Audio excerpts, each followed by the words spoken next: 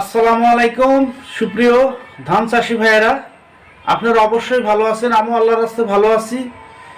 তো আমি এখন আপনাদের নতুন নিয়মে ধান চাষের আগাছা দমনের কথা বলবো সুপ্রিয় দর্শক। তা আপনারা ভিডিওটা শেষ পর্যন্ত দেখুন, তাহলে বুঝতে পারবেন যে নতুন নিয়মে ধান চাষ করতে গেলে কোন আগাছা নাশকটা কোন পদ্ধতিতে ব্যবহার করবেন, আর কোন নিয়মে দিবেন, আর কোন সময় ব্যবহার করবেন, সেটা আমি আপনাদের বলবো।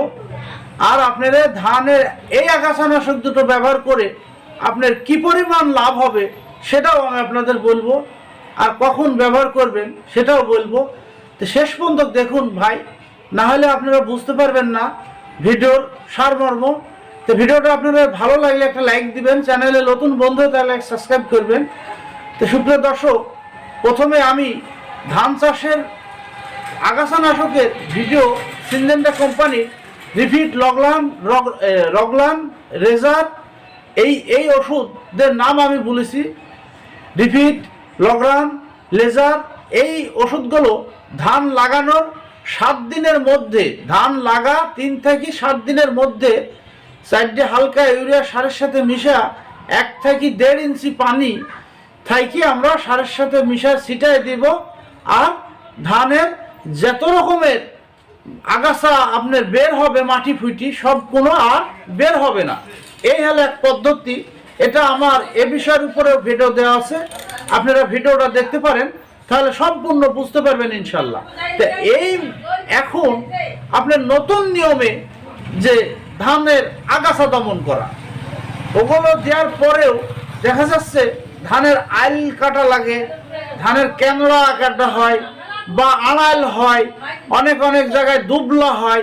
এইসব আগাছা কিন্তু আপনার বের মানে আপনার ওগুলো তো বাড়ায়নি আগাছা, এগুলো কিন্তু আপনার কাজ হবে না। তো সুপ্রিয় দর্শক, এটা আপনারা মাথায় রাখবেন।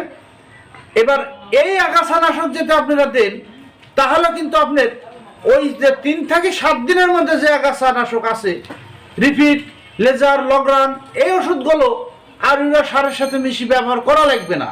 আপনি একইবারে দেখা যাচ্ছে ধানের বয়স যেদিন 20 দিন হবে আর 5 দিন, তার মানে 20 থেকে আর 5 দিন যোগ দিলে ওই 5 দিনের মধ্যে এই আগাছানাশক দুটো আপনারা আইল দিয়ে ভুঁয়ের জমি মানে সমস্ত জায়গায় স্প্রে করে দেব।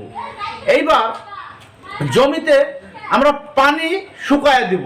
যখন আমরা স্প্রে করব জমিতে আগে পানি শুকায় নিব, পানি দিব না, শুকনা জমির উপরে আমরা স্প্রে করে দেব। তারপরে একদিন পরে আমরা জমিতে পানি দিয়ে সার দিয়ে দেবো। তো সুপ্রিয় দর্শক, আমি সেই আগাছানাশক দুটো নাম আমি বলছি।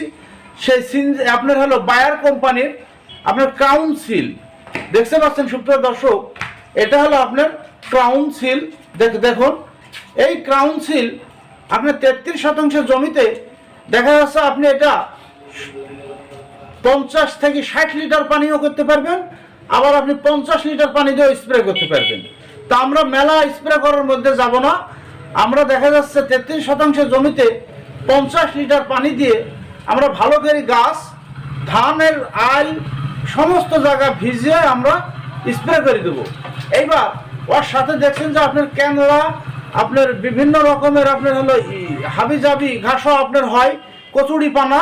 এর জন্য আমরা দেখতে পাচ্ছেন সুপ্রিয় দর্শক, এ হলো আপনার ফিল্টার। এই দুটো ওষুধ যাতে ধান লাগানোর 20 থেকে 5 দিনের মধ্যে যাতে আমরা ভালো করে স্প্রে করে দিই। আইল মনে করেন ধানের গাছের আইল, ধানের জমির আইল, ধানের জমি ভালো করে আপনার আগে পানি শুকায় নিতে হবে। তারপরে স্প্রে করার পরে দেখবেন যে তারপরে আমরা পানি দিয়ে জমিতে থিওবিট, গ্রোজিন, ম্যাগমা যা যা সার লাগে এগুলো আমরা জমিতে দিব। দেখবেন যে আপনার ওই জমিতে আপনার এবার আগাছা আর সেদিন থেকে 1 চুলো আর বড় হবে না, আর ধান এক চিনো আপনার কোনো ক্ষতিগ্রস্ত হবে না। ধান আরো স্প্রে করার পর দেখবেন ধান আরো কালো হয়ে গেছে, জোর ধরে গেছে, আর ধানের আপনার কোনো রকমের সমস্যা হবে না। আর আগাছাগুলো দেখা যাচ্ছে 7 দিন থেকে 10 দিনের মধ্যে আপনার একদম শেষ হয়ে গেছে। আর এই দুটো আগাছানাশক আপনার ওই ধানের যে 3 থেকে 4 মাস ওই মৌসুম ব্যাপী আপনার আগাছা আর জমিতে আর হবে না। আগে আমরা যখন এই আগাছানাশক দুটো স্প্রে করব সেখন আর ধানের জমিতে পানি দিব না, মানে শুকনা জমির পুরে স্প্রে করবো। এবার অনেক সময় বলতে পারেন যে ভাই আমার জমিতে তো পানি সবসময় ধরেই থাকে, তাহলে আমি কিভাবে আগাছানাশক দমন করব?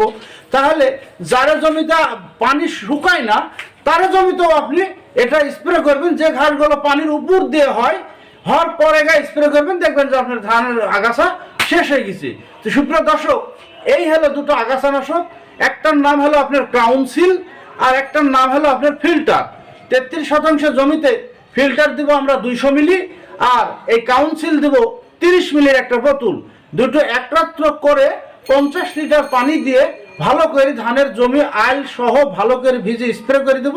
ওই ধানের জমিতে মৌসুম ব্যাপী কোনো ধরনের আর আগাছা থাকবে না।